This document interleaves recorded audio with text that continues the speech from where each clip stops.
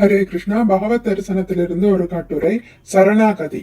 வழங்கியவர் திருமதி கீதா கோவிந்த தாசி அவர்கள். கிருஷ்ணரிடம் சரணடைவதற்கான வழி. பகவத்கீதையின் இறுதியில் எல்லாவித தர்மங்களையும் விட்டுவிட்டு தன்னிடம் மட்டும் தஞ்சமடையும்படி கிருஷ்ணர் கட்டளையிடுகிறார். அவ்வாறு கிருஷ்ணரிடம் தஞ்சமடைதல் சரணாகதி எனப்படுகிறது. சரணடைந்த பக்தர்களை தான் பாதுகாப்பதாகவும் அவர்கள் அச்சமடைய தேவையில்லை என்றும் அவர் உறுதியளிக்கின்றார். பகவத்கீதை 18.66. சரணாகதி என்றால் என்ன? சரணடையும் முறைகள் மற்றும் சரணடைந்த பக்தர்களை பற்றி இங்கு காண்போம். தீவிரவாதிகள் துப்பாக்கியை வைத்து யாரையாவது சுட முயற்சிக்கும் போது இரு கைகளையும் உயர்த்தி சரண்டர் என்று ஆங்கிலத்தில் அவர் கூறுவர். நீங்கள் சொல்வதை செய்வோம் என்று அடிபணிகின்றார். ஆனால் சரணாகதி அது போன்றது அல்ல. பணம், பதவி, பாதுகாப்பு, உணவு போன்றவற்றை எதிர்பார்த்து ஒருவரிடம் தஞ்சமடைதல் சரணாகதி அல்ல. தான் ஒன்றுமில்லாதவன் என்பதை அறிவதே சரணாகதி. மலத்தில் உள்ள புழுவை காட்டிலும் தன்னை தாழ்ந்தவனாக எண்ணி கிருஷ்ணரை மிக பெரியவராக உணர்ந்து எந்தவித எதிர்பார்ப்பும் இன்றி அவரிடம் தஞ்சமடைவதே சரணாகதி. சரணாகதியின் அறிகுறிகள். கிருஷ்ணரிடம் சரணடையும் முறை ஹரிபக்தி விலாசத்தில் 11.676 கீழ்கண்டவாறு விவரிக்கப்பட்டுள்ளது. ஆனுகூல்யஸ்ய சங்கல்ப பிராதிகூல்யஸ்ய வர்ஜனம் ரக்ஷிஷ்யதீதி விஸ்வாசோ கோப்த்ருத்வே வரணம் ததா ஆத்மநிக்ஷேப கார்பண்யே ஷட்விதா சரணாகதி. சரணாகதியின் அறிகுறிகள் 6. முதலாவது, கிருஷ்ண உணர்விற்கு சாதகமான விஷயங்களை ஏற்றல். இரண்டாவது, கிருஷ்ண உணர்விற்கு எதிரான அல்லது பாதகமான விஷயங்களை கைவிடுதல். மூன்றாவது, கிருஷ்ணர் தனது பக்தர்களுக்கு முழுமையான பாதுகாப்பை தருவார் என்று பூரண நம்பிக்கை வைத்தல். நான்காவது, கிருஷ்ணரை தனது பாதுகாவலராக ஏற்றல். ஐந்தாவது, ஆத்மாவை அர்ப்பணம் செய்தல். ஆறாவது, எப்போதும் தன்னை மிக தாழ்வாக வைத்து பணிவுடன் நடந்து கொள்ளுதல். நமது முயற்சியும் கிருஷ்ணரின் கருணையும். பகவத் பக்தியை பயிற்சி செய்பவரில் சிலர் தமது சொந்த முயற்சியினால் கிருஷ்ணரை பற்றி கொள்ள வேண்டும் என்றும், வேறு சிலர் கிருஷ்ணரே கருணை கொண்டு நம்மை கொண்டு செல்வார் என்றும் நம்புகின்றனர். நான் சரணடைந்து விட்டேன், இனிமேல் அவன் பார்த்து கொள்வான் என முயற்சி செய்யாமல் இருப்பதா? அல்லது எனது சொந்த முயற்சியினால் நானே பகவானை பற்றி கொள்வேன் என்று கர்வத்துடன் இருப்பதா? உண்மை என்னவெனில், கிருஷ்ண பக்தியில் நாம் நமது விரும்பிய பலனை அடைய இரண்டும் அவசியம். நமது முயற்சியும் அவசியம், பகவானின் கருணையும் அவசியம். பகவானின் கருணை காரணமற்றது என்ற போதிலும் பொதுவாக அந்த கருணையை பெறுவதற்காக முயலும் பக்தனிடம் அவர் கருணை கொள்கிறார். இதனை ஓர் உதாரணம் கொண்டு விளக்கலாம். கிணற்றினுள் விழுந்த நபரை காப்பாற்ற நினைத்து யாரேனும் ஒரு கயிற்றை கொடுத்தால் கிணற்றினுள் இருப்பவன் என்ன செய்ய வேண்டும்? மேலே இருப்பவர் கிணற்றில் இருப்பவனை இழுத்து வெளியே கொண்டு வருவதற்கு தயாராக இருந்தாலும் கிணற்றினுள் இருப்பவன் கயிறை இறுக்கமாக பற்றினால் மட்டுமே அவன் வெளியே வர முடியும். அதுபோல கிருஷ்ணர் கருணையை கொடுக்கின்றார். அந்த கருணையை ஜீவன் பற்றி கொள்ளுதல் அவசியம். சரணடைந்த பக்தனுக்கு கட்டுப்படும் பகவான். பக்தனின் முயற்சியும் பகவானின் கருணையும் இணைந்தால் மட்டுமே பக்தி தொண்டில் வெற்றி ஏற்படுகிறது என்பதை கிருஷ்ணர் தனது தாமோதர லீலையில் வெளிப்படுத்தினார். பகவானை கட்டுப்படுத்துவது இயலாத காரியம்.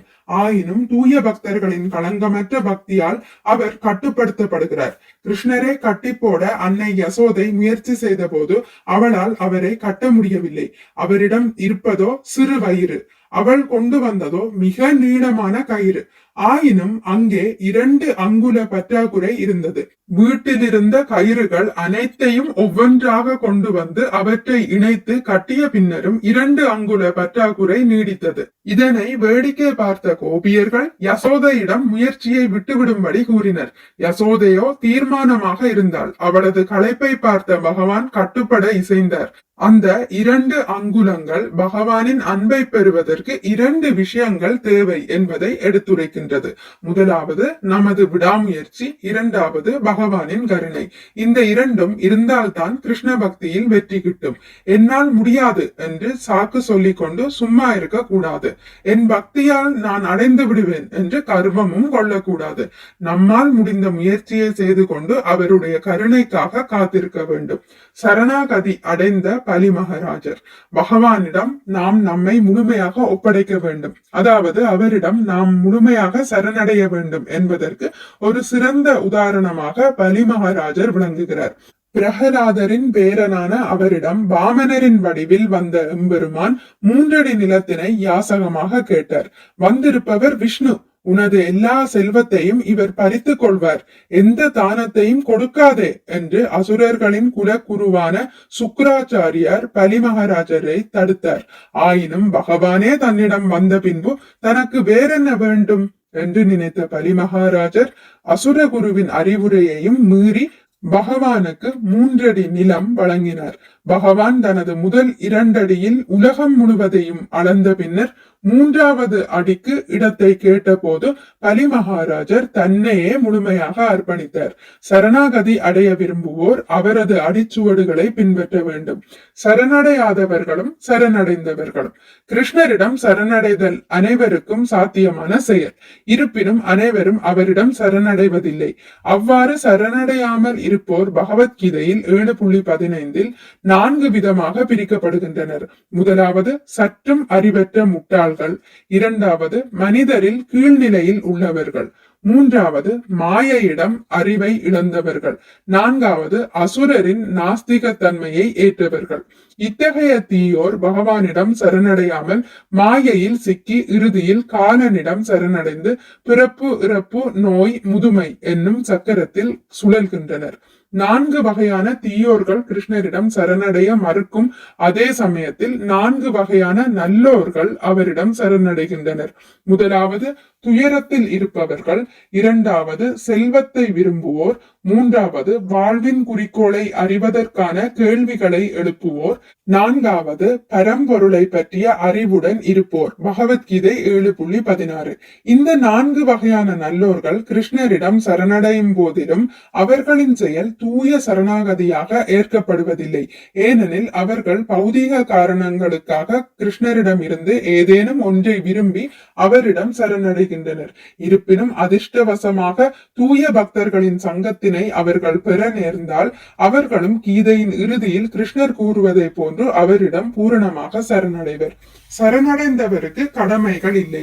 கிருஷ்ணரிடம் முழுமையாக சரணடைவோர் ஆற்ற வேண்டிய கடமைகள் ஏதுமில்லை. இவ்வுலகில் பிறவி எடுப்பவர்கள் ஒவ்வொருவரும் பெற்றோர்கள், முன்னோர்கள், தேவர்கள், ரிஷிகள் என பலருக்கும் கடன்பட்டுள்ளனர். ஆனால் கிருஷ்ணரிடம் முழுமையாக சரணடைந்தவர்களுக்கு எந்த ஒரு கடனும் இல்லை என்பதை ஸ்ரீமத் பாகவதம் 11ஆம் காண்டம் அத்தியாயம் 5 41வது பதத்தில் பின்வருமாறு உறுதி செய்கிறது.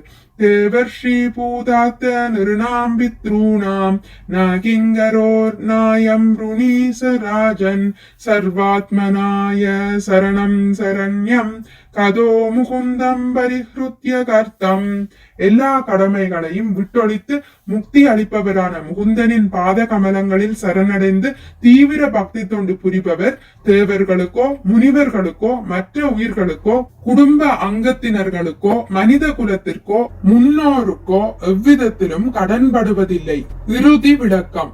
ஒருமுறை சரணம் என்று கூறி தீட்சை பெற்ற பிறகு அபக்தர்களை போல் வாழ்வதில் பயனில்லை. சரணாகதி என்பது ஒரு நாள் மட்டும் சரணடைந்தவனாக வாழ்வதற்கு அல்ல, வாழ்வின் ஒவ்வொரு வினாடியும் சரணடைந்து வாழ்வதற்கானது.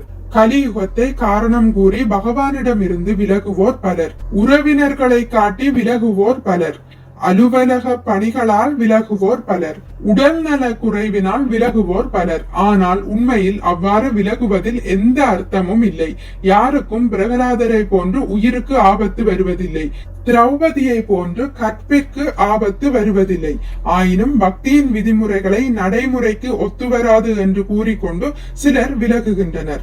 அவ்வாறு மாயையிடம் சரணடைவோருக்காக காலன் காத்திருக்கிறான், அதாவது மரணம் காத்திருக்கிறது.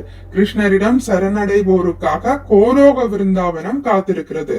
மிக்க நன்றி. ஹரே கிருஷ்ணா. உங்களுக்கு இந்த வீடியோ பிடித்திருந்தால் லைக் பண்ணுங்கள், ஷேர் பண்ணுங்கள், சப்ஸ்கிரைப் பண்ணுங்கள். நோட்டிபிகேஷன் பெல்லை அழுத்துவதன் மூலம் அடுத்த பதிவுகள் உங்களை வந்தடையும். பகவான் ஸ்ரீ கிருஷ்ணரை பற்றி கேட்டு மகிழ்வோம். ஹரே கிருஷ்ணா.